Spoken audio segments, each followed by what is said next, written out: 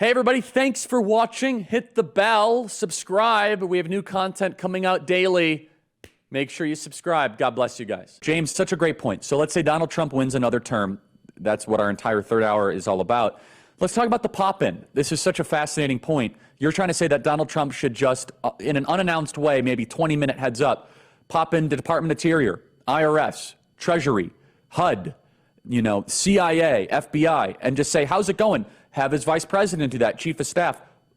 How much did that happen, if at all, during the first Trump presidency?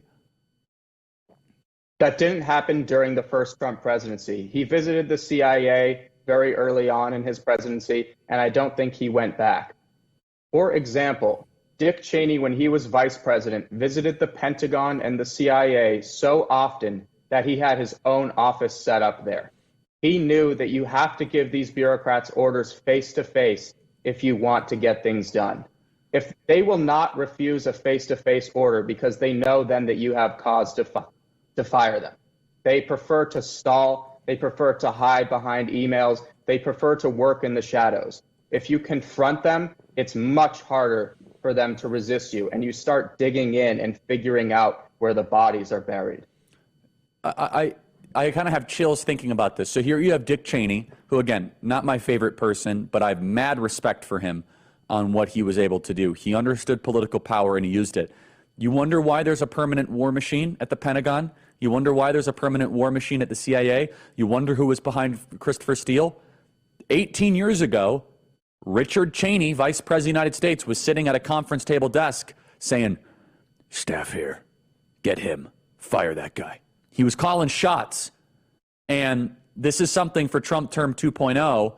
And James, personnel is policy. This is something we're going to build out. So how many people does it take to reassume control of the government? 30, 300, 3,000? And if so, do we have a blue book to actually put people in those spots? It takes about 3,000 to 4,000, but the most important are the 30 some odd agency heads that the president appoints. These are his cabinet members. These are his agency heads. These people need to be people that have proven they can handle media pressure. The only way to not get criticized in Washington is to do nothing. When these agency heads start to enact conservative policy, they are going to face enormous media pressure. That's why a lot of them turned on President Trump, because they were too weak and they couldn't resist the pressure. You need people that have proven that they can handle the heat. So look for people that are already in the political arena. You might think some CEO who's a genius is going to be able to step into Washington and handle that heat. Yeah, like you Rex Tillerson. What a disaster that was. Look at Rex Tillerson, right? I mean, he did a good job running ExxonMobil. Exactly. It's a disaster at the head of the State Department. So, James, I failed to get some, stone cold killer, turning point lieutenants fired in the White House, down on arrival. So what's going to be different this time? Let's say Trump wins. I know there's this Heritage 2025, which I think I'm on the board of, or advisory thing, totally supportive of. What's going to be different? Is it going to be just full force? I mean, the media is going to say, oh, you have loyalty tests. Yeah, like you guys don't. Yeah, actually being loyal to the president, like what a concept. What is the litmus test, though, James? How do we know a deep state agent from a stone cold killer like John McEntee, like James Bacon, and like Peter Navarro, like Lighthizer? How do we know the difference between a killer and a pretender? Final thoughts, James Bacon.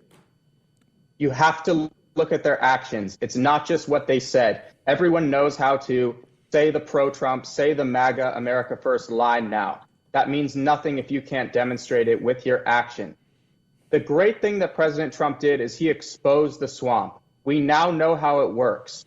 So we are ready. We've discovered that personnel is the secret. We ran the presidential personnel office. We know where the key choke points in the bureaucracy are. We're going to be much better prepared this time. We also know who the all-stars were in the Trump administration. It's people you've never heard of, but who got a lot of stuff done. And we know the people who couldn't take the heat in the kitchen.